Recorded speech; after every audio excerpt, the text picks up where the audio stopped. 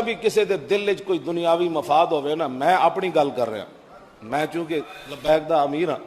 میرے کروڑویں دل وچ بھی ہوئے کوئی دنیاوی مقاصد، کوئی اقتدار دی بھوک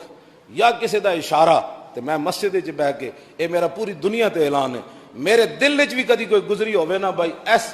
ناموس رسالت تے ختم نبوت نو آڑ بنا کے تے اپنی شخصیت یا اپنے کسی عزیز دی یا کوئی دنیاوی مقاصد یا کسی دے اشارے کنائے، تے یا اللہ اسے ویلے مینوں زمین وچ واڑ دے،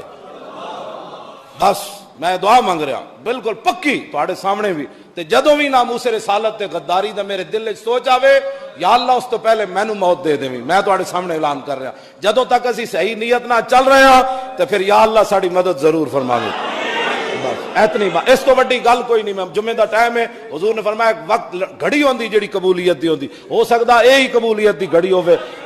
میں اعلان کر رہا، لوگ بکواس کرتے رہتے ہیں جی ان کے کیا مقاصد ہے، کوئی مقصد کوئی نہیں، ایک ہی مقصد ہے، انہیں جانا